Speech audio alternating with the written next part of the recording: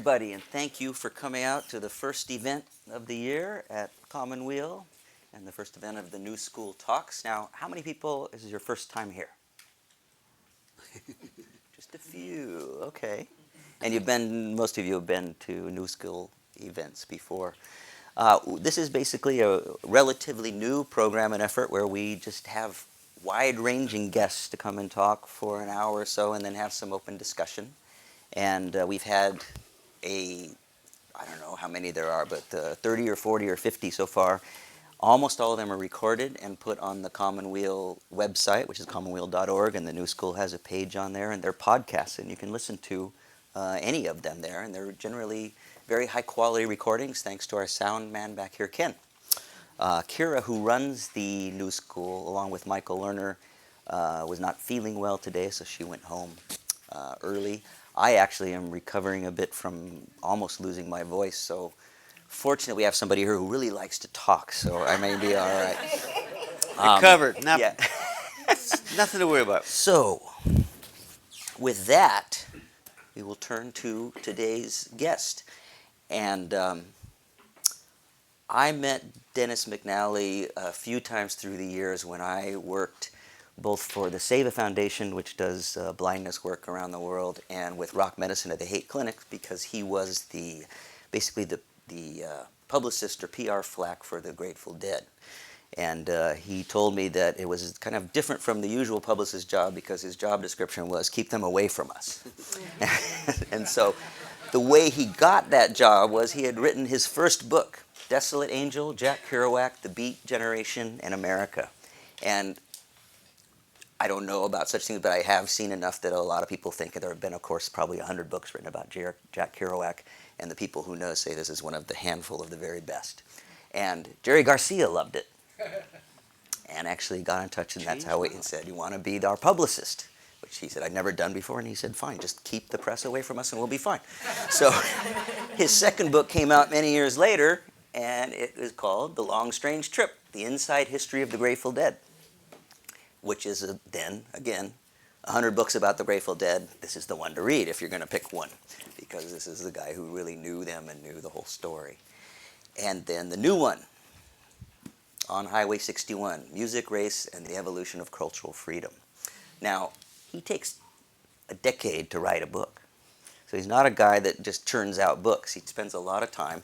He's got a doctorate in history. He's a trained historian, and he spends a lot of time getting it right, doing tons of research. If you look at this one, which we will have for sale here too, courtesy of Point Reyes Books. I mean, the index and everything in there, it's quite amazing. But it's a little different than the previous two. It is really kind of a sweeping survey and has a kind of unifying theory of where American music came from, how it evolved. And so what I've asked him to start this off is to tell us, what were you trying to do? Why did you write this particular book? Because there have been many books, again, about many of the people in here. Bob Dylan's in here, Robert Johnson, a lot of, Louis Armstrong, a lot of the musical figures. They've all had their own books written about it, but this one is different. And it ties it together in ways that other people haven't. So what were you trying to do? And by the way, thanks for joining us today. Oh, thanks for having me. Thanks for providing the nice day for it, too. Oh, God, what a drive to come out here on a day like today. When I finished, the little background, when I finished that Kerouac book, I had a postpartum depression. It's a very serious one, and the only time I was ever depressed in my life. And when I got near the end of the Grateful Dead book, I said, aha, there's a very simple way to avoid postpartum depression. Stay pregnant. And the way I was going to do that was simply to have a topic in mind, something for the mind to work on, even if you hadn't really started it or, taken it seriously, but just to know that there was a next thing. And this is more hindsight than at the time. I don't quite know how I worked it out at the time. But on hindsight, what I realized was, so I did this, my first book was about the 50s. I got out of college in 1971. So, and I was, in the boondocks of upstate New York. I was not part of the '60s in that sense. But I watched, I sort of was watching it in Time magazine and on TV. And I was highly aware of it. And I have a doctorate in history. And as a historian, to this day, I would argue that it's, among the more interesting and certainly the most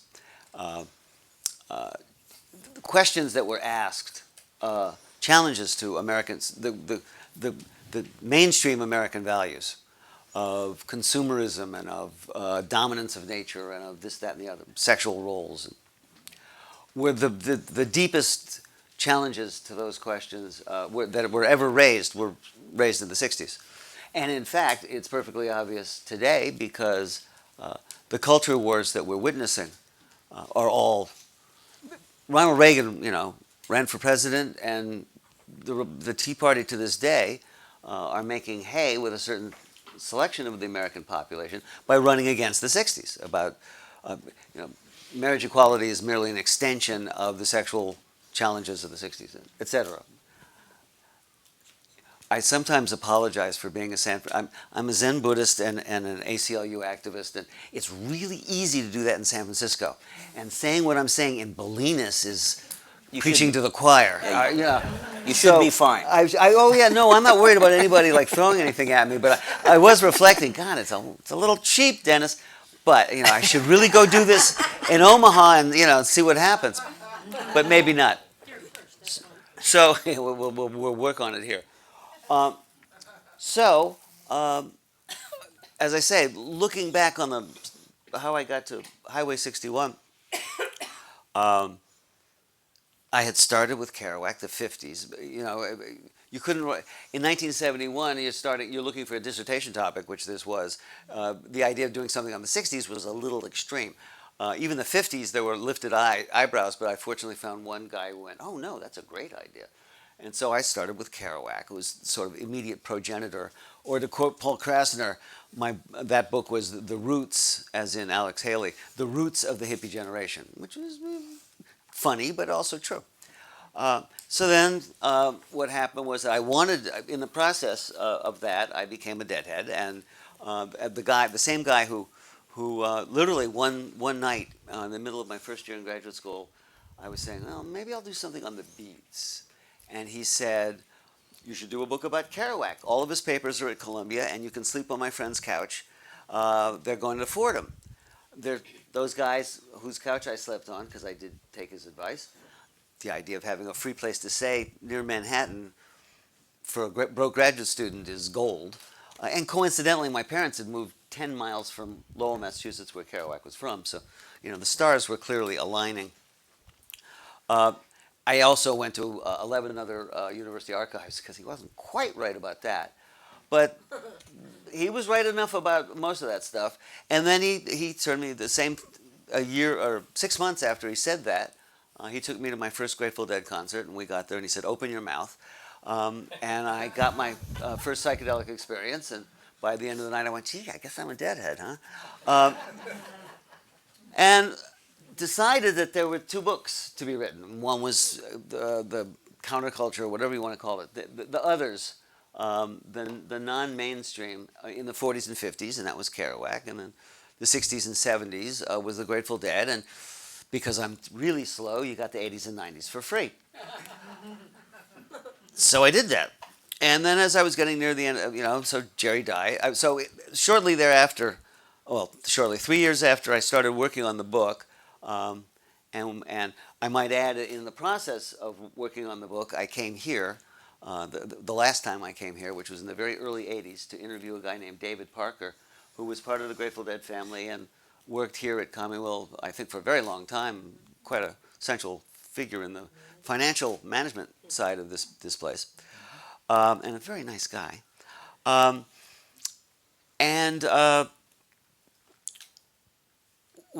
then Jerry, so I became the publicist because the receptionist complained one day that nobody was dealing with press, and Jerry said, "Get McNally to do it. He knows that shit." And my job training consisted, by the way, he said, "Send him up to my house." I got to tell you this story. Send him up to my house I'll tell him what he needs to do. And so I went up to his house, and he said, okay, now the first thing you have to understand is we don't suck up to the press. I said, gotcha, no sucking up, okay? He said, that about covers it. Here, smoke this. It's good job training. So, And how long did you have that job for? well, that was in 1984, and I toured, with the band until Jerry died, and stayed with Grateful Dead Productions until it folded in 2004, and then went to work for Weir for 4 years on the road with his band Rat Dog. So I spent, 25 or so years with the Grateful Dead. As I say, getting towards the end and looking for a topic, I have joked, and there's a grain of truth to it, that I did the East Coast with Kerouac and the West Coast with the Grateful Dead, and I needed to do something in the middle. And of course, there's this big river, and there's this very interesting road called Highway 61. And for those of you who don't know that there's a literal Highway 61, and every once in a while somebody will look up, like I think I see somebody doing now, going, really? I always thought Dylan just made it up. No, in fact, there's a highway, and it runs literally from the Canadian border to New Orleans. It ended in the day exactly where the Superdome is now in New Orleans, in the foundations of the Superdome. And it goes on both sides of the river. So to me, they're synonymous. There's the river and the road. I wanted to call the book The River and the Road, and then I reflected on something my father once said, all kidding aside, which was, son, if you have to explain a joke, this applies equally to titles. If you have to explain a joke, it's a bad joke. And he was right. So I said, okay, let's be a little more accessible to people. We're going to make it on Highway 61. Besides, I've had a fair poet, already advertised my book for me. And I'm not a thief. I'm a scholar. I can borrow. So I borrowed the title. As I say, hindsight, what I realized is I wanted to do as a historian, in my own peculiar way, and even though I don't teach and I'm not associated with an institution, I like to think of myself as a pretty serious historian, though I also would like to think that I write more interestingly than the average academic. I wanted to write the very deepest roots of what happened in the 60s. I wanted to know why the 60s happened. Now there's, it's a coming together of a lot of strands of things, technological or socio-technological things like LSD and the birth control pills, and the war, and liberal politics flowering in the so-called Great Society going back to FDR, and blah blah blah. Eventually, after a whole lot of reading and thinking, I decided that one of the fundamental strands, and the one that I was going to explore, was the relationship of white people, mostly younger at the time, and black music, starting with the minstrel era. The America that we know, and I'm winding up, I'll let you get another word in edgewise soon. It's the introduction, then I'll be a little more concise, but it's the background. The America that we know, when I was in graduate school, we were all taught that the future of America, the soul of America, the essence of America was in the Federalist Papers, and it was the debate between Jefferson and Adams, which was a crock. I mean, they had a really interesting debate, and it was important. The soul of America was defined by Alexander Hamilton when he established the National Bank and established America in the early 19th century as a corporate country and an economic juggernaut. And it's been that way ever since. It's worse, ever worse, as a matter of fact, ever since. I mean, whole industries, like my own music business, for instance, is even beyond corporate now. I don't even know what you'd call it. But anyway. And the first person to witness that and have questions was Thoreau. You can't really go wrong. Eventually I went, let's go back and read Thoreau. And in fact, the first draft of my book was like 150 pages on Thoreau. And eventually both my agent and my editor said, why?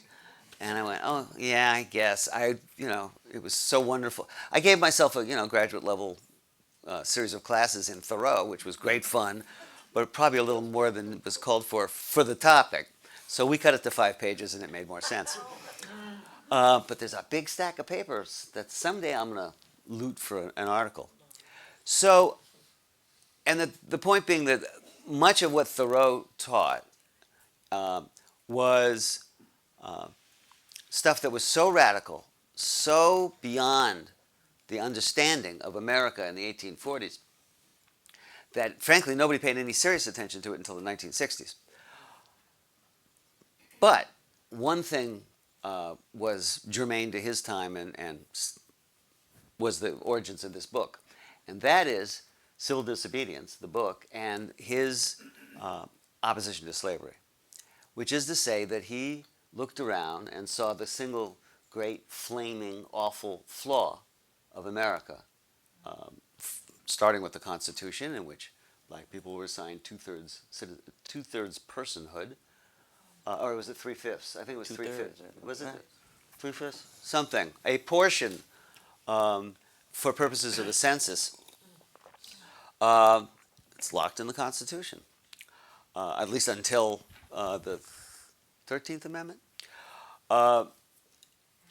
And said, you know, here's America and this burgeoning economy and, you know, land of the free, and, you know, with everybody's waving the flag about America, the land of the free. Except that, of course, at that time and to this day, a majority of Americans have decided that freedom is the freedom to make as much money as humanly possible. Well, you know, there are other forms of freedom. There's the freedom, to quote Robert Hunter, to find your own way home, to make your own decisions about religion, about whatever, everything. And once I saw that and started picking up on that, then suddenly there's this progression that goes through Mark Twain, and of people paying attention to black. I frequently say that what I have written is people say, you know, is this currently relevant? You stop in 1965.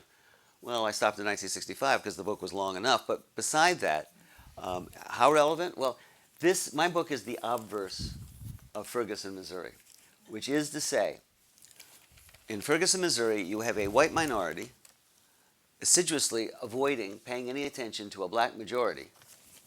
And my book is about a very tiny white minority, that is even within white people, a minority of people, individuals really, in the 19th century. But then starting around the turn of the century, increasingly large groups of people listening to whatever it is that they get out of African American, mostly music, because that was the mode, the handy mode. When you've been in slavery for 400 years, there wasn't a lot of literacy around in post-Civil War. Music was the one thing that was handy. Listening to this, and invariably becoming more civilized, it's very difficult to hate a group of people if you're singing their songs and playing their music. And, you know, it's like, well, obviously it's self-hatred if you were to do that, and, you know, it didn't go that far. So I picked up this thread, and as I say, it starts with Thoreau, it goes through Mark Twain. There's Mark Twain, an inveterate, you know, a Southern racist. I mean, that's what he was born to. And he ends up writing a masterpiece of anti-slavery satire, because that was the only way you could get a book published, and that was as extraordinarily anti-slavery and anti-Southern and anti-almost everything that you can imagine, that was held dear in the 1870s and 80s when he published it. And what, among other things, you know, marrying an abolitionist and his wife, the woman he worshipped from the day he met her, or the day he saw her picture, actually, in a locket, to the day she died and he died, Livy, was a member of an abolitionist family, not just an abolitionist family, but an Underground Railroad family in, I'm going blank, not Geneva. Anyway, up in upstate New York, Elmira, thank you. Elmira, New York. And that had an influence. But one of the other things that had a major influence in his life was listening to the Fisk Jubilee Choir, which was the first group of first time white people start paying attention to black music is actually not played by black people, which is another recurring theme. First it had to be played by white people before people got to the real thing. But was minstrelsy, blackface minstrelsy, where people would dress up. Now, much of minstrelsy, of course, was racist and was a great way for white working class people to feel superior because there was somebody lower on the social totem pole than them. But they loved the music. They played what they thought of as black music. It was semi-black music, what they called plantation songs. And the point is, they weren't making fun of the songs. They liked those songs. And the first time that real black music was performed, at least north of the Mason-Dixon line, was the Fisk Jubilee Singers, who 1865, in the immediate aftermath of the Civil War, you have this tiny little college, what is going to become a university, Fisk. A Union Army general gave them a building, probably about as big as this building. That was enough to give him the name, so they named the school after him in thanks. And then to pay for things, they sent their choir out to the north to fundraise. And they started out singing art music, Western art music, which is to say Bach, the stuff that was approved from Europe. And then they quickly noticed that occasionally, they'd throw in an encore or something that was like a spiritual.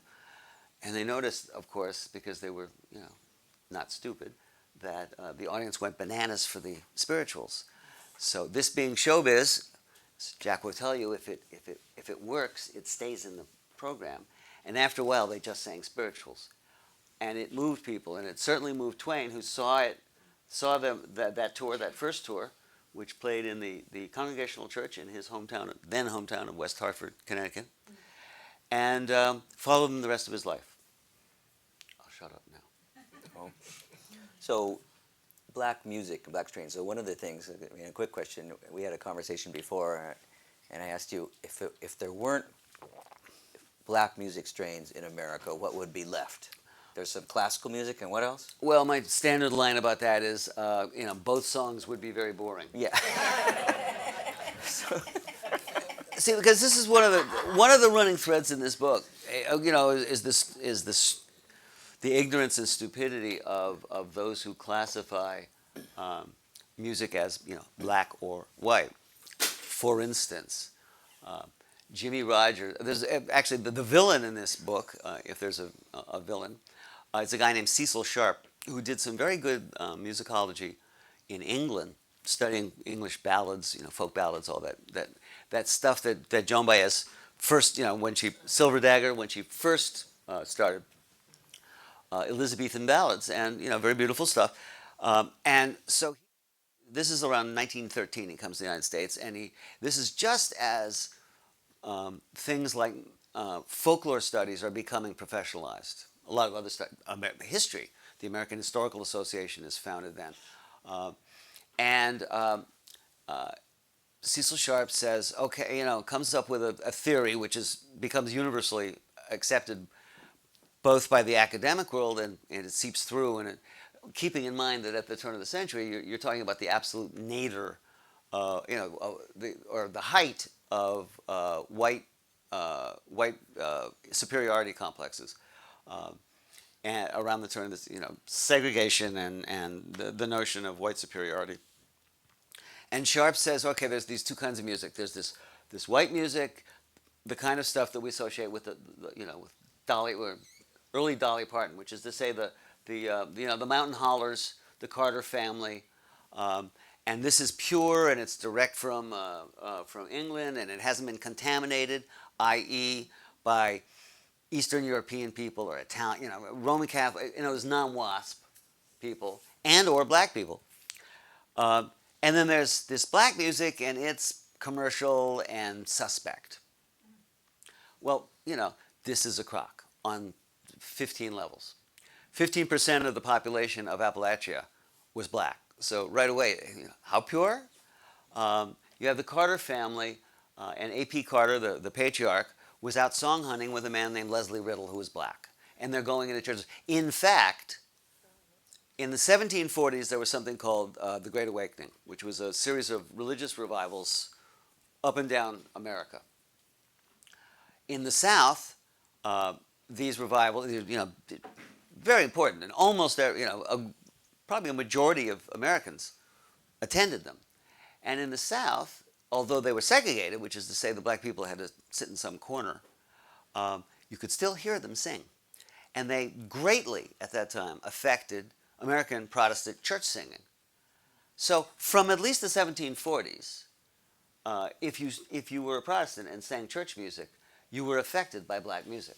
Jimmy Rogers, the so-called father of country music, yodeled. Blue Yodel Number 9, his most famous song. He didn't get that from the Matterhorn. He did not get that from Switzerland. In fact, although we don't know it for certain sure, the 99% probability is he got it from black railroad workers who were called Gandy dancers. And they yodeled. Don't ask me why they yodeled, but they did. The other, the great single example of all that is the banjo.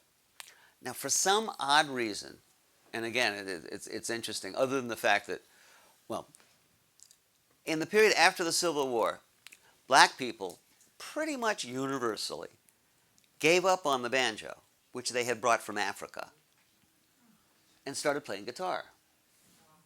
Okay? It happened. That's a historical fact. So that by the time Cecil Sharp gets on the scene, what he sees is string band music, the kind of what we now call old-timey music, which is going to lead, among other things, to bluegrass, for instance. But, fiddle, banjo, guitar, some vocals. And they think, this is white music. Well, banjo is an African instrument. So my only point is there is no purity. Plus, as Jack will tell you, musicians don't. Musicians listen to whatever moves them. If it's good, they'll steal it. So we had millions of Africans brought here for slavery, and they were spread throughout the South in particular, but actually all around the nation. And you can trace back, as you do in your book, the various strains that developed out of that, with acoustic blues from the South, ragtime, as you mentioned, Dixieland jazz that came up, and then how these all evolved. And it's all traced through in the book in the different strains that came through. But you're kind of making a point. One of the statements in here was that it was basically a love of black music, but not of blackness.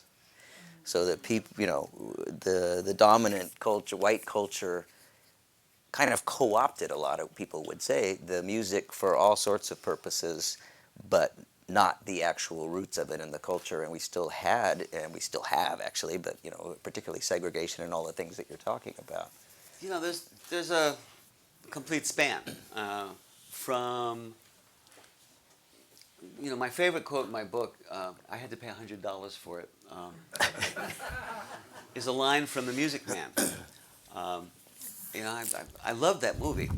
And there's, Professor Hill comes to River City, Iowa, and he's got, he's a con man. He's got to look for an angle, and then he sees this pool table, and he goes into a great, what is really a great Broadway song. It's called "You Got Trouble," and the line is, "Libertine men and scarlet women in ragtime, shameless music that'll put your son, your daughter into the arms of jungle animal instinct, mass hysteria. You got trouble." And then stage explodes into dancing. Now, that's a very interesting, and I grant you that was written in the 1950s, but from all historical research, that explains what was going on in 1912. Because in 1912, there is a fad, a national fad, for dancing. And one of those dances was called the foxtrot. I hereby apologize to my parents, who in the early 1960s I thought were the dorkiest people on the planet for dancing the foxtrot. In 1912, it was revolutionary. Ragtime, which is a contraction of the phrase ragged time, and it's the introduction of African polyrhythms into American Western music. And it means there's two rhythms, and they're at the same time, and they're slightly out of sync, and in that friction, a musical friction between them, it introduces a wiggle into the music, a sensuality into the music. And that's ragtime. We think of, we can't think of, us, hear the word ragtime, and we think of the Sting, and we think of the Entertainer, and we think of this exquisite piano music that's like slow. Scott Joplin himself said, you should never play ragtime fast. A little slow, elegant, lilting. But in fact, it was funky, and it was erotic. And we're talking in 1912, the end of the Victorian era.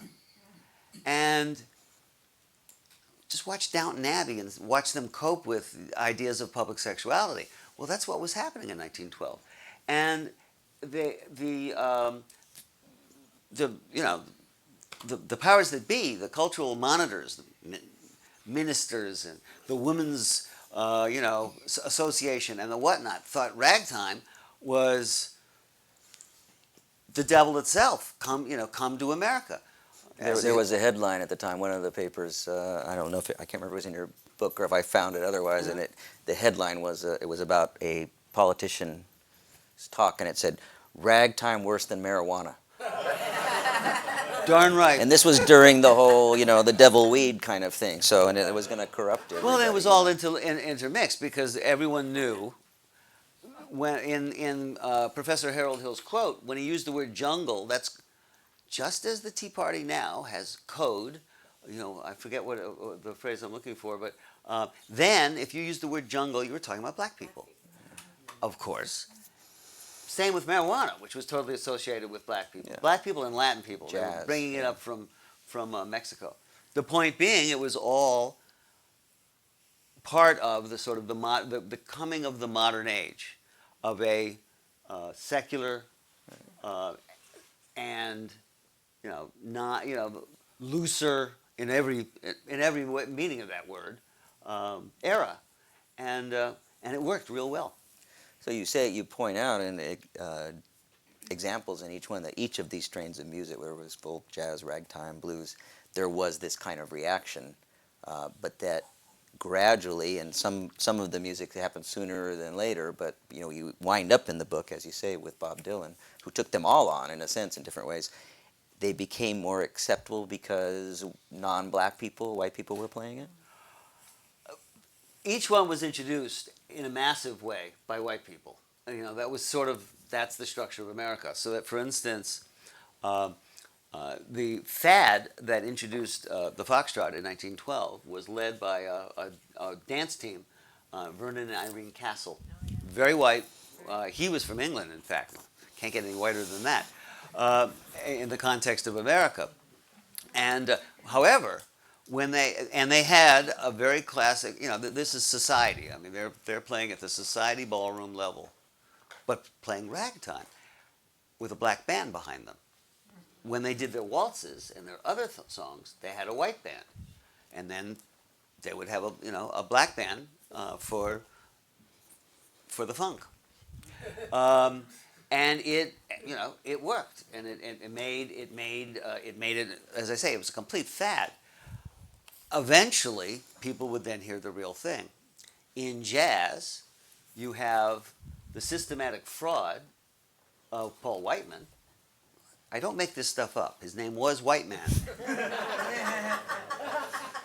Paul Whiteman adopts a few licks from jazz, so what he thought of as jazz, which actually he stole from a white guy named Art Hickman, who played at the Fairmont. The style of the orchestra. Basically, he threw a couple of banjos into an orchestra and some acoustic licks and called it jazz concrète, jazz classique. He then proceeded to sell millions of records. He was phenomenally popular, and wrote a book called Jazz, in which, among other things, he admitted he knew nothing about jazz, but he managed to talk about the history of jazz and never mention black people, which is a good check. Eventually, you get from him to Louis Armstrong, who is in fact playing jazz, etc.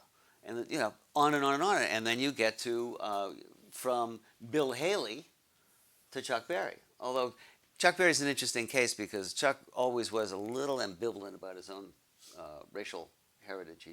He kind of tended to claim that he wasn't really black. He was actually sort of partly Native American or something. Strange about that. But he did invent the rock and roll guitar, and it made the audience. There were all these wonderful dances, particularly in the South, in which they would put a rope down the center of the room, and you'd have white kids on one side and black kids on the other. And invariably, damn it, the rope came down, which is sort of the story of America. But that, as you say, each wave would have this, counter, wave of frenzied moral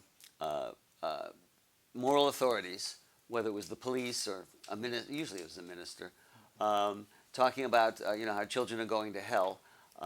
And then eventually the kids would go their own way because that's what kids do, including all of us 40 years ago.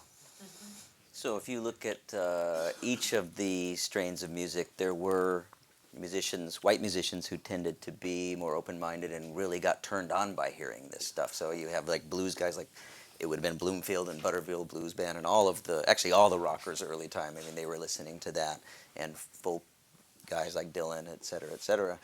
I mean, it was in some ways a co-opting, but it also it gave visibility, and if they were actually playing the songs, and some of the black originators actually got paid eventually. Some of them, if it wasn't Led Zeppelin we'll doing the recording. Well, see, so speaking of them, you have the famous, I couldn't find right here, the famous Sonny Boy Williamson, one of the blues founders. He said one time to the effect, I don't have exactly, but those white guys wanted to play the blues so badly, and that's exactly what they did. Yeah. Sonny Boy was a fairly harsh critic. He had his point, particularly then. My next line in the book, there's these. There was this one moment. I wish I'd been a fly on the wall, or at least I wish Susanna had been there with a camera, because there's on the couch. This is in London.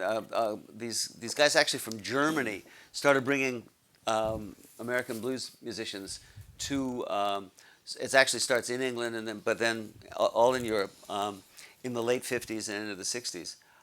Mostly Chicago electric blues guys, but others as well.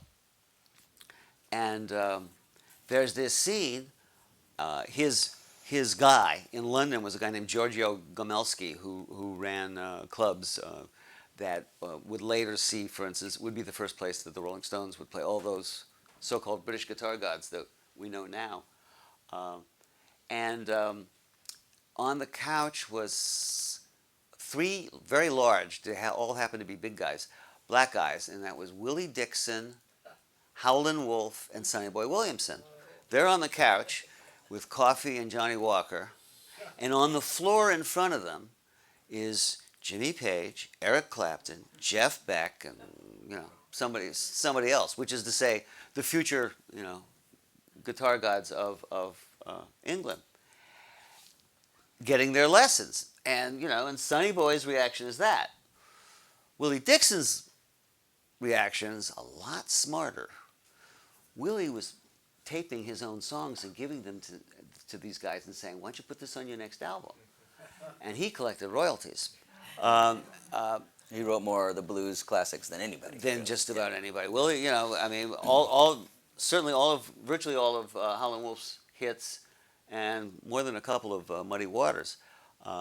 I might add that it also took, and I don't know who we should know who the lawyer was that sued the socks off. Led Zeppelin. Right now I'm going blank on the name of the song, but anyway, they seriously ripped off. No, not that song. They got sued for that one too. Yeah, well, that was no doubt. That was the band Spirit they stole from. Yeah, well, that for sure. But they specifically and documented because the original composer won, and I'm pulling a complete blank on the name of the song, but I think it was it Wolf? I don't know, Yeah, Wolf. I think so. At any rate, they did get sued, and and it was just one of those. My God, you're making this money. You're guitar gods, and you have to rip off a black guy in Chicago. That you. I mean, it's. Well, the classic story that when the Rolling Stones first came to record in Chicago, they showed up in the studio, Chess Studios, I believe, and Yep. there was a guy painting the inside of the walls, and they said, "Oh, this is great. We're gonna have a new, fresh paint and everything." And the guy who was painting it was Muddy Waters. Yeah. Who was making some extra. Who was their idol? Who wrote the song "Rolling Stone" that they took their name from? And they're just like, how. And So- I've also been told you never know that's like too good to be true. And it's Yeah, okay. apocryphal.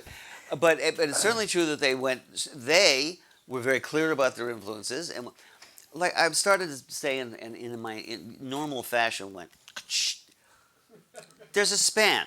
There's the people who deny all influences, most notably a guy named Nick LaRocca, whose band, the original Dixieland Jazz Band, introduced the word jazz to America in 1917 with a hit song called Livery Stable Blues, which wasn't a blues, it was kind of a vaudeville song, but it sold 1 million copies, so it had a hell of in 1917, so that's a hell of an influence. And he happened to be a pretty racist guy from New Orleans who said, I invented jazz. None of these black guys, they stole from me. Yeah, right. And every one of his peers said, yeah, right. So that's one level. And then there's the white guys of Austin, the so-called Austin High Gang, who are very serious students. They're learning how to play music in about 1920, and they are literally going down to the south side of Chicago to listen to Louis Armstrong and King Oliver and Bessie Smith play the real deal. And they did their honest best, not to imitate, but to play the style. And they honored it, and they respected it, and they also acknowledged it. Now, you can say that's co-optation. Right now in the academic world, there's a lot of arguments about that. In the academic world, there's a lot of theorizing that white people shouldn't talk about black music. Men should not talk about women writers. I'm troubled by that. It's one of the reasons why I'm glad I left academia. If it reaches the point, there's a guy who talks about the very positive research that some of the first British scholars who believed in the empire and all this stuff, it's true, in India, and the research they did in studying Indian culture, specifically learning Sanskrit and all this stuff, and discovering the history of India. And there's a rule, there's a school that says they're all, creepy imperialists, and everything they did was simply to steal. I don't think that's fair. For starters, some of them, yes. Many of them were evangelical Christians who, no matter what they did, would say, "Oh, well, this is all very nice, but Rumi is very nice," and he translated, but he's not Christian, so he's going to hell. But that's not true of all of them. And in any case, these guys did learn Sanskrit and learn Persian and translate this stuff, for which I'm grateful. I like reading Rumi. It's kind of like interviewing Ramblin' Jack again, but Dennis can't sing, so. So you got hundreds of names in here. So you're gonna hate this, but let's do this. The first thought, best thought. So the three, and throughout these strains here, the three most influential figures. All you need is the names in these. So in say, ragtime and jazz. 1, 2, 3. Scott Joplin was the greatest of the ragtime composers, a great composer, and he really illustrates the conundrum about all this because he really wanted to be a classical, as in white classical. He wrote an opera called Treemonisha, which made him crazy. I mean, its failure made him crazy, or certainly depressed him deeply and certainly led to his death. He was in the middle. Because at that point, black people who were getting more urban sort of rejected him as being rather rural. the sort of thread through Treemonisha is kind of Booker T. Washington stuff, and they said, nah, we've moved beyond. Okay, number 2. Louis, that was reasonably short. Yeah. Louis Armstrong. Louis Armstrong is simply the man who made what we think of as Dixieland, as original jazz, was group improvisation. Everybody was improvising. What Louis did was create a style in which the lead player, the soloist, he made jazz a solo-driven art, and it stayed that way to this day. Really, Bop changed many things, but in the end, it's still largely a solo-driven art. And he also brought in Tin Pan Alley songs because he wanted to be a complete entertainer. So in addition to playing, he wanted to sing. And number 3. Well, you could talk about a lot. The interesting one, and again, this is one of those things where you have to be very wary of this whole idea of black and white. And I would say Duke Ellington, because when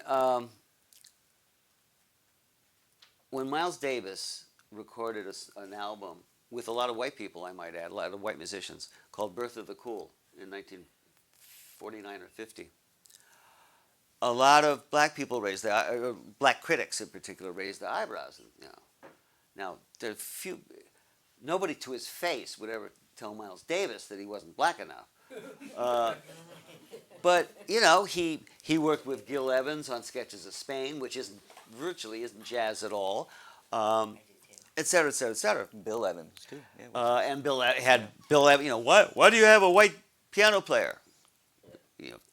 Show me I'm not going to do his voice. Show me a piano player that plays any better than Bill, and I'll hire him. And when he recorded Birth of the Cool, and they were saying, "Oh, that's white music," because it wasn't all that blues based. And later, somebody asked him, where are you getting that stuff from? That's not very black. And he said, "Sure, it's black. I got it from Duke Ellington." Duke Ellington made jazz a universe, and there's that universe ranges from really bluesy, rootsy stuff on one extreme, but it also includes Bix Beiderbecke playing, Debussy? Debussy. Yeah. What you said? I never could pronounce that word right. Influenced, stuff that really isn't all that improvisational at all, but it's brilliant and it's music and it indicates the universe really that jazz can contain. How about blues? 1, 2, 3. Charlie Patton, who was the first great blues player, and who, again, the tragedy with Charlie Patton, and I urge anybody who hasn't listened to him go listen, but do keep in mind one thing, and that is, unfortunately, that he recorded for Paramount, which is legendary for being the worst record company, recording-wise, in the history of art. God knows why, whether it was people or equipment, but the sound quality is just terrible. But Charlie Patton, brilliant. Robert Johnson, who is sort of the end of acoustic blues in America. I mean, obviously there have been lots since, but Robert Johnson is another one of those guys that stirs up the whole black-white thing, because Robert Johnson records 29 songs, about 5 of them get released as records. One of them is a very teeny hit that sells 5,000 copies, and he dies, and of course, no CDs at that time. He's forgotten virtually. I mean, there's 50 blues collectors in America that have a clue who Robert Johnson is. Until 1961, when Columbia releases an album called King of the Delta Blues Singers. And suddenly a whole bunch of white people, critics, and all those guitar gods over in England listen to him and go, OMG, this is the best thing since sliced bread. And now, where there's a sort of a critical reaction where people are saying, he died young. There's all these rumors about, the crossroads and voodoo and blah, blah, blah. And he sold his soul to the devil and blah, blah, and all this sort of nonsense. And, that's why he's famous. And it's only white people. And, and if black people never really latched onto him, he can't be all that good. A man I greatly respect. I had this argument with Chris Jackowitz of Our Holy Records, who's one of the most important people in terms of as a musicologist, a professional. He wasn't an academic. He was a recording musicologist and recorded some very important blues music. But that was his rap. And I looked at him. I said, "So you'd really rather listen to who was the guy I used? How Long Blues? I'm sorry? Lead Belly? No, not Lead, but." Thank you. Leroy Carr. I said, would you really rather listen to Leroy Carr than Robert Johnson? He said, yes. Well, at that point you say there is no arguing for taste and let it go. But, so Robert Johnson 2. And then 3, metaphorically, his son, Muddy Waters, just because he really was his musical son, as it were, was, from the neighborhood, and he electrified it. And what he did was take it to the next level and move to Chicago and follow the whole diaspora of black people out of the South and apply electricity and become Muddy Waters. We get into the 50s, and you talk about, coming back to the Beats, that they were in some ways a big catalyst for this acceptance that the Beats were mostly white, who got very into jazz and to a lesser extent blues, and that they brought this into, by writing their books. I mean, Kerouac's books, many of them are saturated in jazz, and so they seem to, in your book, to have been quite influential in the long run too. I did an interview with Michael McClure, who's I think he's the last. Oh no, Gary's still alive, thank God. Anyway, one of the famous moments of the Beat generation was when Allen Ginsberg read Howl for the first time in 1955, and Michael McClure was the baby at that reading. I think he was like 21 or something. Thank God he's still hale and hearty. And I interviewed him for the first time working on the Kerouac book, and I said something about, what do they get so excited about in the 50s? And he said, "You weren't there in the 50s. I said, "Well, I was there, but I was 6, He said, "You have to have been there to understand the frozenness, the staticness of American culture in the 50s. To boil this down to one sentence, this is an era when the TV show Father Knows Best, people thought that was realism. That, that there wasn't any alcoholism and there wasn't any incest, there weren't any black people. It was this nice world where, all the sort of the old verities held. And then you have the Beats stand up and say, no, the emperor is naked. And, you have another generation. Janis Joplin reads On the Road and sticks out her thumb and leaves Port Arthur and heads for where else? San Francisco. See, you guys, we're cheating because we're already there. Jerry Garcia was already there, He was taking art classes at the Art Institute from a guy who I think lived in Bolinas for a long time, Wally Hedrick, right? Wasn't he a Bolinan? Somewhere around here. Somewhere. Oh, okay, so close. Well, close. Anyway, West Marin. Close in spirit. Wally, somewhere out there? Fallon? Okay, so in the neighborhood, but and Wally was in fact part of the group that opened the Sixth Gallery with the poet Robert Duncan. So he was right in all that. Wally at one point made his living by being paid because he had a beard, which in 1955 was authentically remarkable, and he was paid to sit in the front window of Vesuvio's as an authentic beatnik so that the tourists would come in. Trader Henri Lenoir, who owned Vesuvio's, was not a dumb man. This was perfect advertising. Nice work if you can get it, right? That's right. Read, drink your coffee. He taught a Saturday class. Jerry Garcia attended it. At some point, And he was like 16, and he was just a kid from the mission. And Wally said, "Look, you're more beat than I am. Go down to City Lights, get this book On the Road, which was brand new bestseller, and check it out." Which is why, when Jerry eventually got to me, Kerouac was his first and really most important god. Jerry thought of himself as the youngest beatnik.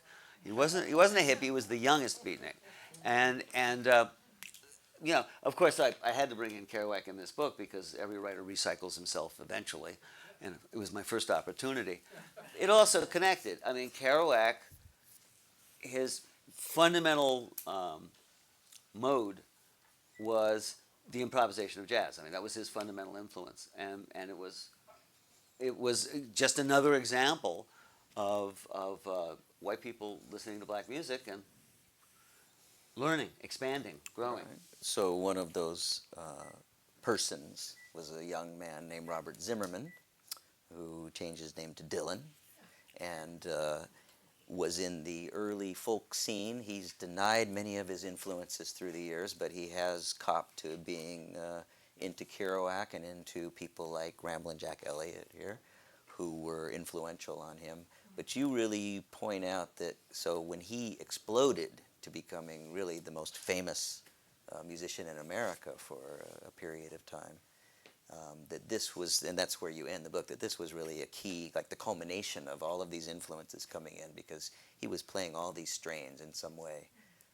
He brought a lot of strands together. The civil rights movement, which, because he sort of stepped back from it, people tend to think of it as not all that important, whereas in fact, I mean, he spent 3 solid years focused. I mean, the great love of his life. He met the great love of his life 6 weeks after the Freedom Rides, which were really among the more important moral events in American history. If you read about, were you on it? Well, thank you. And no, that's one of the moments of my life, was being a 12-year-old church kid in Los Angeles in 1962, and having a Freedom Rider come to our church and with her guitar and play songs for us, and among other things, play a song she had written in jail on a roll of toilet paper. I swear to God, she rolls out the toilet paper. But and singing "We Shall Overcome," and that's one of the fundamental elements of my life. Dylan, the major point I try to make with Dylan is that at the time, because he did such a perfect job of sound, his notion of what Woody sounded like in terms of that Oklahoma, mumble, his mumble. It's not the way Woody sounded.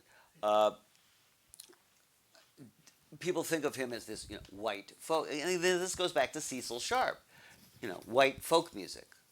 If you look at what he played and what he talked about, has talked about always, his influences were each at least as much black as white, and which is half the point of everything I say about Dylan.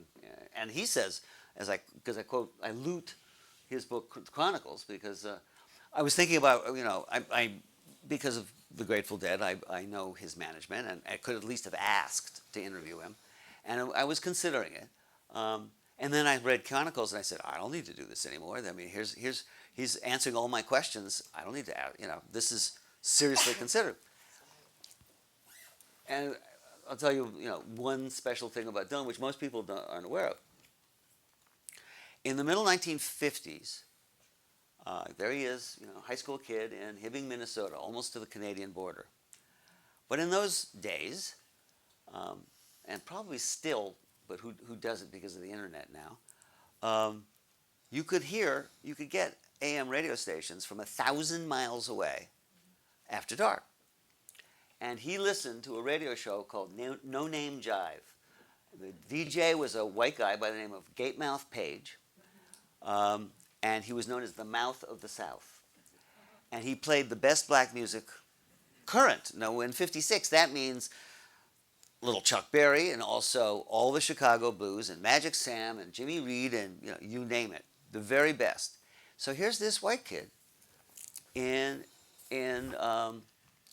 Hibbing, listening to this, and I would argue quite seriously that that's, in some ways, when he became Bob Dylan. When he, at least when he stopped being little Bobby Zimmerman. And he talks about how that event, that listening to that music, connected it, made him understand that he too was part of Highway 61 and the river, except he was at the other end. He was at the beginning. But it connected him, and there's this wonderful quote, which of course I quote completely, um, in the book about just that being, he suddenly understood that it was a connection. And one of the things, the first draft of the book was twice as long, and one of the things I tried to do, and far too long, I mean it's 400 pages, but one of the things I tried to do was to get people to appreciate the Mississippi River as a place, the whole river as a place. Now, if you stop ordinarily and somebody says, what's your place? And if you haven't in this room, you say, Bolinas, okay? Say, and that's from where you sit, 10 or 20 or, being generous. Throw in Fairfax, 30 miles, 30 miles around you, or whatever you choose. I would argue, and it's a stretch, that if you connect to the river, even if you're in St. Louis, your place is 1,200 miles long, 5 feet wide, which is a very long and skinny place, but it's all a place. It is all connected. And there's even a great, if I say so, quote from Thoreau, which sort of reflects that it's all, I mean, it's kind of a Buddhist thought too, but that's another subject. Transcendentalist. And in his case, transcendentalist, it is all interconnected, and that's the river. But so your book is something of an argument that music was hugely influential on culture in every way. Is more, more than anything else you can pick out. I mean, there were books, but people didn't read it, but the music spread everywhere. There's a great little line in here from Stephen Spender, a great scholar. Music is the most powerful of all the idealist drugs except religion. And so what you say Dylan did, and you're talking about bringing it all back home when he was going electric and he was bringing up these songs that were, revolutionary in a sense. He said, it's a distillation and a fruition of the three streams of this study, this book. The white reaction to African American music that is rock and roll, the correlational pursuit of freedom that almost all the songs touch on, and the fabulous verbal application of that freedom that the beat literary tradition has engendered. So, he was the one that brought it all back home in a sense, right? And that's why I ended with it, and give him so much attention. He brings it all those streams. You can see all those streams in his career. And somebody asked me, actually it was a Deadhead, of course, asked me, well, why not the Grateful Dead? To which I said, well, much of what I say about Dylan you could say about the Grateful Dead, except A, they didn't have any connection to the river. B, I already did that. It's like, you cannot write that book twice. And C, though I think Robert Hunter is a very great lyricist, I do think Dylan's the most important American lyricist of the 20th century. And again, it's the same themes, ultimately, Hunter touches on, which is instead of being just romantic, what most American music tends to be about, which is romance, sort of puppy love and more mature love, hopefully, but still romance. And what those two writers in particular, and a lot of other great ones, really focus on, which is freedom, which is ultimately, maybe a little, I won't say more important, but is really ultimately important. And if you follow Dylan now, still, he's been on this never-ending tour for 20 years or something, and his records now, in some ways, and his music he plays are, he changed over the years, but now it's back to kind of the fundamental stuff he was doing. He's really into the early American sounds and forms of music, Tin Pan Alley almost, some of the stuff that he's doing, it seems. I was almost finished with my book. I'll tell you a story about. And this editor that I worked with on the Grateful Dead book said, we were talking, and he said, have you read Sean Wilentz' book? Sean Wilentz works on Dylan's website, and he's a professor at Princeton, but he also works on Dylan's website. And he brought out a book about Dylan, and it came out literally just as I was finishing writing. And there comes a time as a researcher where you go, no mas. I'm not reading another goddamn book about Dylan, or any other subject. And this editor says to me, "Have you read Wilentz's book?" And I said, "Well, to be honest, no. I finally had to draw the line." He said, "Well, I edited it, so I recommend you read it." I go, "Oh God, I should have known." And so I read it, and there's something he comes up with that's called whiteface minstrelsy, which is to say, he doesn't paint himself black. In fact, he's referring to the weird makeup he wore in that bizarre movie Ronaldo and Clara. But literally where he plays in whiteface. But what he's really talking about is what I have talked about, if I may say. He puts it better than I do, Wilentz does, and that is simply that there's this synthesis, this colorblind synthesis of American music, all of it. Yes, he modeled himself on Woody Guthrie. Woody Guthrie modeled himself on Leadbelly, and on going blank. Josh White? No, but another. It'll come to me. But the point being that this, it's all interconnected. That's really as good a way to say it as any. And So you were with the Dead when they did a brief tour with Dylan. Did you get to interact with him in any way, or was he keeping to himself as he tends to do? The only person I ever saw him talking with was Jerry Garcia. We talked once, and Garcia, I had just had what they call radial keratotomy, which was eye surgery so you don't need to wear glasses, which I didn't for 3 years, and that was fun. And but Jerry said, yeah, he had eye surgery, and Dylan just went, surgery on your eyes, and sort of made this big face. And I don't blame him. I don't blame him. It's a weird thought. But no, Dylan was, as he's very clear in Chronicles, was not in the best shape of his life when he toured with us. Or to be more honest, actually he was, I'm guessing, I would say if you want to stick with the legalities, at the very least he was abusing alcohol seriously, because he did not, it was just one of the saddest things in the world. The Grateful Dead have never, been models of propriety, nor consistent. The great legend of them, of course, is that wait until the third night in a swamp town, then they'll be brilliant. Get them to Woodstock, suck, etc. But as it happens, in the summer of 1987, which is now 10 months after Garcia came that close to dying, Jerry was clean, sober, and grateful to be alive. The rest of the band were ditto. It was the most sober, the most focused, the most ready to blow the doors off that they ever were, and so happy to back Dylan. Except that Dylan is not a band musician. It's a special skill how the musicians that do back him now can sort of anticipate him. But I was listening to the best show of the tour. It was not a good tour. He just wasn't there, and he would pull out songs that they'd never rehearsed. And they rehearsed 100 songs. Or there's a moment, the best night, and I haven't heard it since then, so it's been 20 years plus. And somebody David Gans made me a CD of the night at Giant Stadium. And at the time I thought, okay, I had gone out in the audience and there was a lot of energy, and it was frequently good.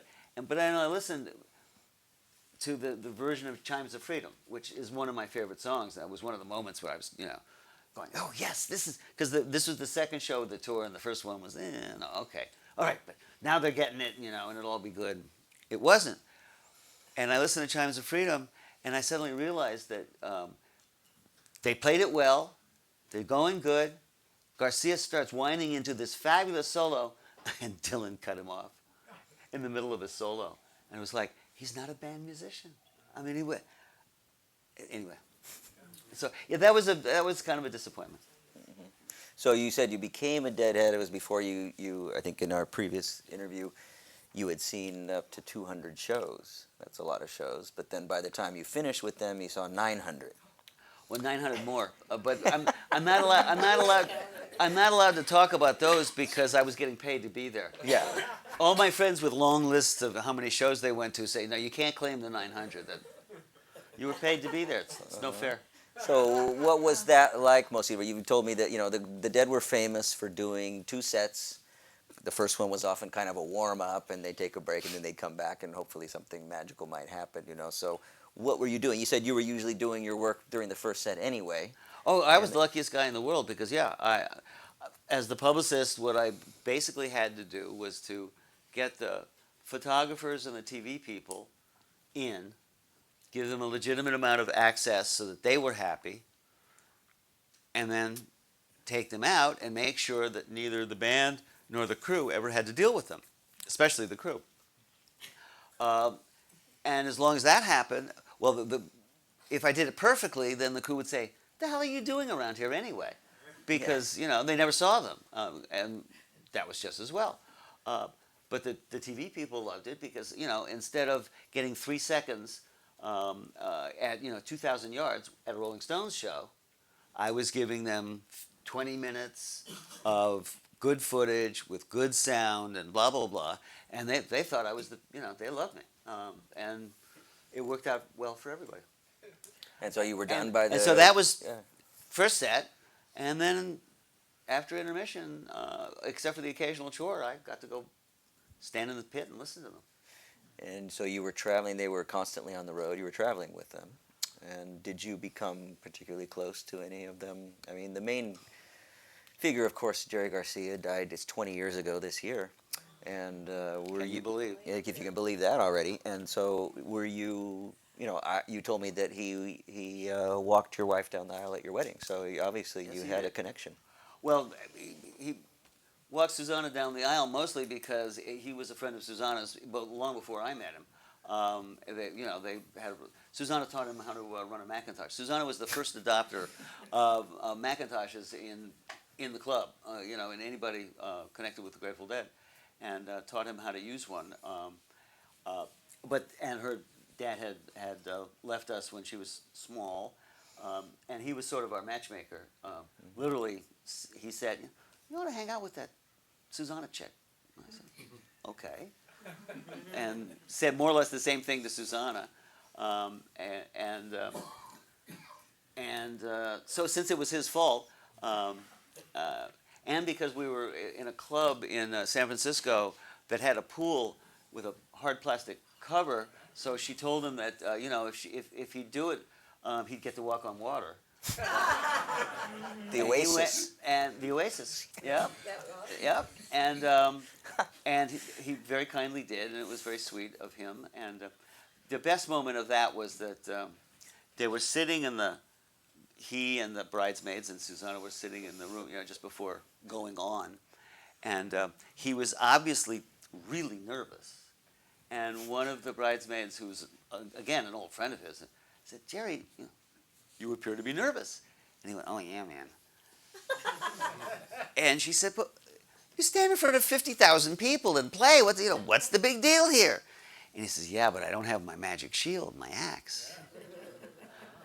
So I might add that we had this very elegant and beautiful, the original record version of Attics of My Life, which makes a wonderful wedding march if you're not nervous.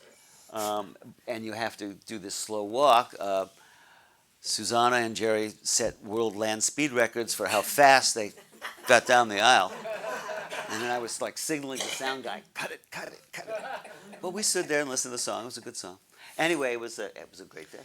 And, Great party. You said it's kind of you had a sometimes difficult line to watch in that you were both a friend in a sense, but you were his employee in a sense too. So you had to. I mean, did that change things when I think it changed. this is going to sound self-serving, and I really, believe me, I don't take it seriously. Um, when I met Jerry, and I was sitting there going, wow, because I was a deadhead. I mean, I'd been a deadhead at that point for 8 years. And, I'd met him once, which he didn't really remember. But when we met, in the period that led to my being the biographer, we met, and it was part of a completely separate issue, which I won't bore you with it.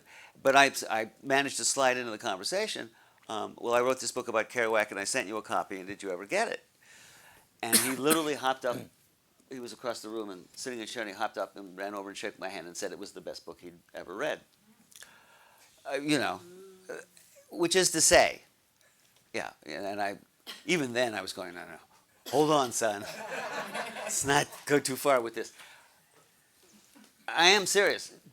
Jack Kerouac was his hero. And we later had a very long, serious conversation about it, in which he said, what he literally said was, my entire ethics, my entire worldview, the way I approach life, which is that music is important, money is not. Success is not important. It's staying true to the bohemian ideal. That's what I live by. And as he also said, and since, what did he say? Your biases, speaking of me, your biases conform to mine. I really like, I really love your book and blah blah blah. And why don't you do us? All good. So, in a odd way, the first couple of times we met, and he was a very, very literate guy, and so he. Again, don't think I take this seriously.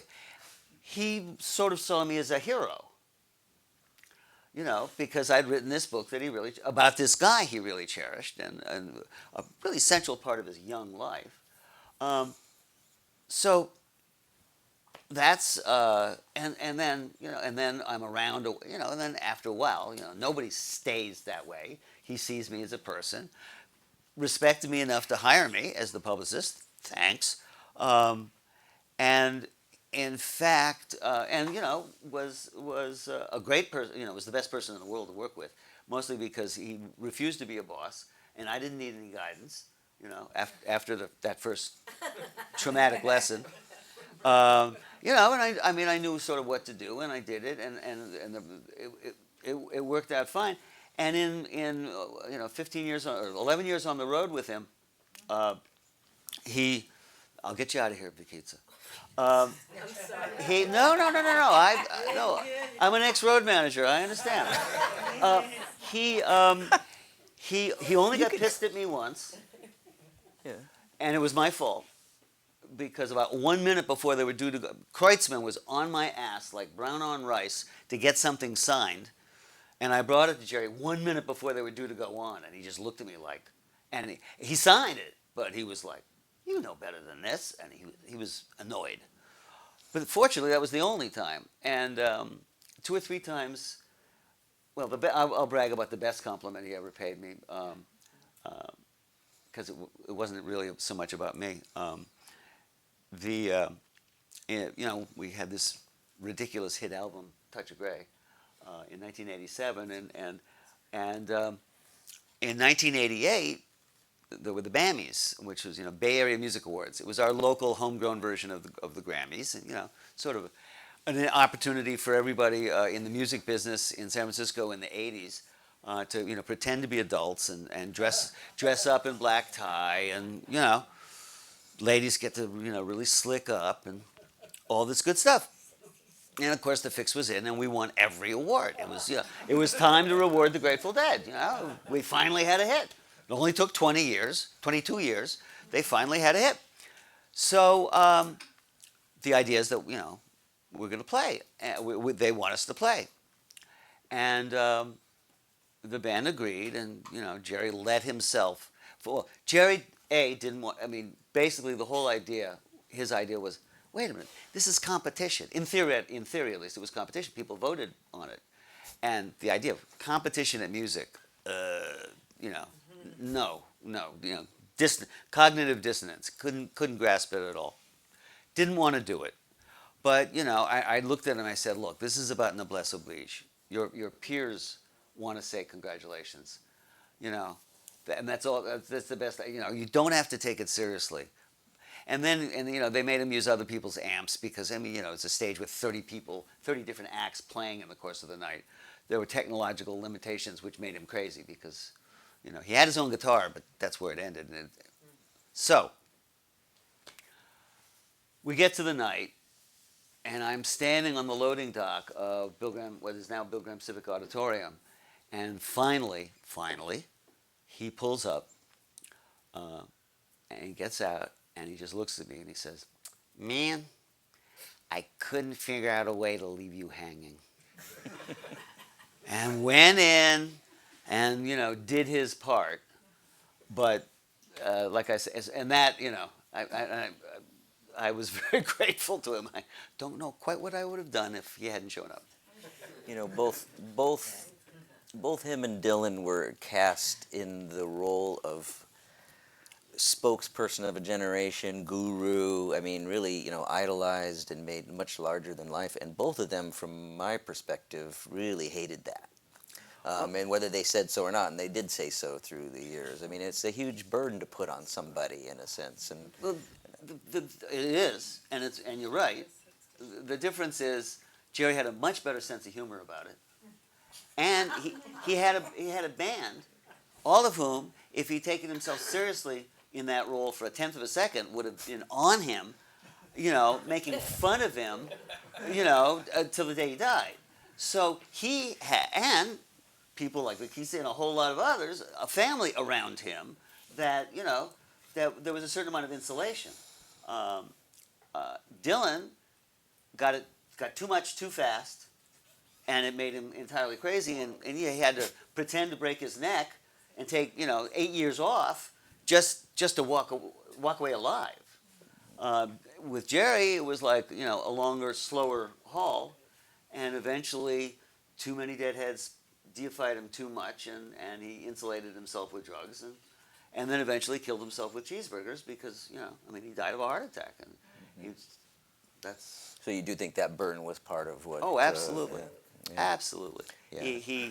The idea and in honesty, and people like me. I told you, Ken, I wouldn't do that, and there I. Well, at least it was toward the end. People like me, which is to say, the 50 employees, all of whom wanted to keep getting their paychecks, and he wanted to, like, stop, you know, and get off the wheel. And other band members who wanted to get paychecks and who said, no, come on, let's do that tour. All right. He wanted to play bluegrass in the local bar. He would, you know, oh, exactly. He didn't want to stop playing music, but he, you know, the size and the pressure. You have to understand that the Grateful Dead was not 6 guys. It was everybody in the room, all the people connected, and he referred to it as sort of this other thing, partly to, you know, avoid responsibility, but partly because it was true.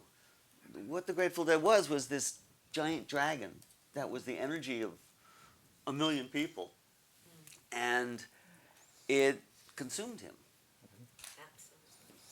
So we've talked about basically some of the content of all 3 of your books, and just in a concluding minutes, I'm wondering if people want to ask questions of Dennis. Absolutely, and if anybody needs to leave, now would be the, you know, yeah, it's fine. If you're it's getting no nervous problem. about the clock, we can take a 1-minute break and everybody can get up that wants to leave. Well, we'll be all right. We go. So, Okay. a question. But anyway, yes. Martha? Oh, thank you for opening it too. I'm just curious, because I was out of the room for a minute, but if you ever mentioned Alan Lomax Alan and his Lomax. influence, you know, on recording the field recordings and all that. I didn't mention Alan Lomax, but of course I've talked about him implicitly because I talk about Muddy Waters being Robert Johnson's heir, and of course, and Leadbelly for that matter. Alan and his father started in 1933 with a 500-pound portable tape recorder. Amazing. It was in the trunk of a car. You know, they pull up, open the trunk, and start pulling out wires. I guess it was connected to the car batteries for power. And they started recording people, including Leadbelly, in prison. Again, their theory, which is false, if I say so, was that the guys in prison were isolated from current fads and therefore would be a pure source of old-time music, and that's what they were looking for, which of course is nonsense. I mean, as an example, Goodnight Irene, which is Leadbelly's signature tune, was Lomax said, well, where'd you learn it? And he said, oh, my uncle so-and-so taught me. And that may very well have been true, but in fact, it was a minstrel song from the 1870s, which, and one of the songs, I'm pulling a blank now, but one of the songs that he was famous for was a Bessie Smith song. John Lomax, not Alan, got, his first publication as a musicologist was about cowboy songs. And he got sued because he called Home on the Range a folk song, as in nobody knows who wrote it, nobody knows where it came from. Well, actually, and he lost a lawsuit because Home on the Range was written by a dentist in Kansas somewhere. I think it was a dentist, I swear, in like 1875. Well, it's at that point, he should have been really, really skeptical about what he called a folk song. I mean, having been burned that way, So, and he's also, there's a lot of aspects of his relationship with Leadbelly that are extremely troubling, which I won't go into. Alan was considerably more, he's the next generation, and among other things, a lot more radical and politically radical. There's 28 citations of Alan Lomax in the index here, just so you know. We have another question. There was one back. Yeah. Do you think that oppression creates culture? I mean, it's been a, it's Oh, a if it theory. creates it, it certainly affects it. I mean, it's a theory that's kind of bandied about. That Oppression creates culture. That when minority groups are under oppression, that actually that creates a flowering, a kind of a counter flowering of culture. And I wondered if you thought that was happening with the black people and the white people, and the way they look to them as being the authentic voice of life. Or, I mean, what do you think is the preoccupation with blackness that all the white people seem to be so? I mean, even now the young kids are into hip hop and rap and all this stuff, the most basic kind of like. And yet at the same time for them it expresses their own kind of oppression without them being oppressed because they are entitled. They are very entitled, but well, as a Buddhist, I would say they're also, they also suffer. They are also part of suffering, and they find a message of freedom, implicit freedom, or at least resistance, in black music so that it suits them. I don't know if the word creates culture is too good. The miraculous thing, the remarkable thing, when you think about it, of the slaves in America, they're entirely, unlike slaves, for instance, in the Caribbean or Brazil, instead of being in large groups where they're, I mean, in Cuba, for instance, they're like 90%. So they can maintain their language, they can, etc. In America, they're broken up into very small groups. They have no connection with their own culture. You'd think within a couple of generations after arrival, they'd be, quote, Americanized. When in fact, in the end, they affected American culture at least as much as they were affected. It's simply and I get into it a fair amount, the idea of the ring, there were various, mostly through song and dance, and some kinship. All they had no objects. They made their own band. Okay, they eventually made banjos, but by and large, they had they had no technology. They had the ability to sing. They weren't allowed drums, of course, except in New Orleans. But they sang and they danced, and in so doing, they managed to keep enough of a sense of being African, or now African American, to maintain some kind of cultural identity. And all I can say is that speaks to the power of West African. And there's many, the other complication, of course, is you can't, they're not African, they're Dahomey or, whatever. There's 50 tribes that were kidnapped in Africa and brought to America, which, further complicates all of our understandings. When I was traveling the world and doing world music journalism, writing about music from all over, I developed a sort of half-cooked theory that the worse the conditions, the better the music. So if you went to Jamaica, you went to Haiti, you went to Brazilian slums, or Africa, and some of the Latino places, and then as development. Now it doesn't hold for classical music, of course. But I was going to say, no, I'm trying to sort that, and all I can say is my other favorite music is Indian classical music, and that's not generally associated with absolute poverty. Yes. That's Yeah. that's in India, that's Yeah. it's a Well, respected. they're classical music, There's a yeah. certain amount of there's a lot of respect. I mean, as a matter of fact, it's the central. Until the recent economic boom in India, it's the, along with the with architecture, it's the most cherished sort of central Right. part of the Indian identity. So, but it was a yeah, theory. no, it works for a lot of aspects. I think it's true. Other questions More? for Dennis? We all right? Okay. One more. Was there one someone? Okay, yes. Chime in. I grew up in my, between about 8 and 18. I grew up in the upper Midwest in Minneapolis. And I happened to have the good fortune of going to this high school, University High School, which was on the campus.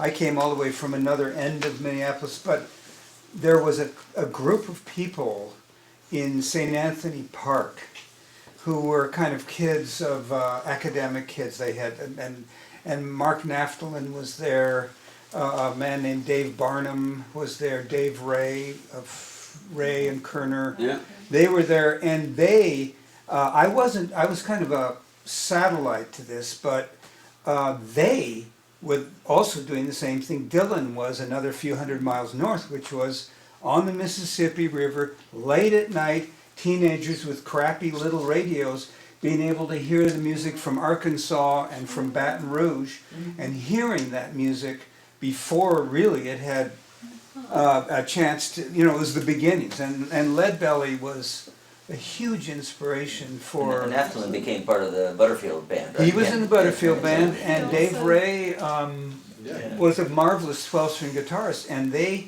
I remember as teenagers, there was a Dave Ray and Steve Tomes who was a complete recluse, who was supposed to be better than Dave Ray, that kind of stuff. But Dave Ray was playing Fannin Street, which was one of the great pieces that Leadbelly did, as a 16-year-old kid on his 12-string guitar. And I remember going to parties, and I was playing basketball and baseball, and he was playing 12-string guitar, and that was what you said, the white-faced. In our generation, you dispensed with having a black face on. You just went for the music, and it took it into your soul. And so I just wanted to, and that was the Mississippi River. Absolutely. And that is that great cultural And when Dylan got fly to zone. Yeah. that neighborhood, specifically to the Bohemian, 10 o'clock scholar. the 10 o'clock scholar, and the neighborhood called Dinkytown, which is just off the campus of the university. During the year he pretended to go to college, he said, being around people like that after Hibbing, every day was Sunday. Yeah. And he was there was a Dinkytown culture. Yeah. So that when he went through Dinkytown, he, and he had it on his little raincoat all the time, and was kind of like already sort of Bob Dylan. But people who knew him at that time, and I was part of, University High School was next to Dinkytown. Right. And the people there were really critical of him. I never saw him, I never met him, but they said that he was constantly fabricating. Oh, people at home true. always. People at home. Didn't stop. People at No, home always thank know God. what you're up to. Okay, so last one for you is a tough question too, but I think you can answer it. 5 favorite albums.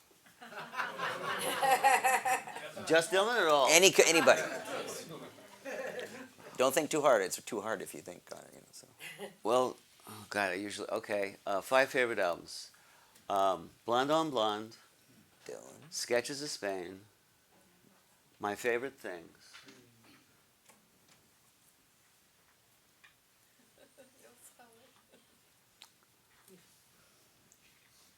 Rock and roll. Rock and Roll Animal is probably listened to. Lou Reed? Lou Reed. Yeah, it's a great album. Oh. It's one of the. It is one of the 5 great. Oh, Live Dead. Ah, okay. But Rock and Roll Animal is, I would argue, one of the 5 great live rock and roll animals. I think you said Allman Brothers. albums. Thank you. And what else? Last time you said Allman Brothers. and just because it's the first album I ever bought, Live at the 5 Spot, Thelonious Monk. So Anybody wants to buy a book? They're out there. yeah, we're I'd gonna be have glad books to out sign here. them. We do these for free. We welcome and encourage donations just to help us to continue this series. And most of all, thank you very much, Dennis McNally, for coming here today, man. Thank you.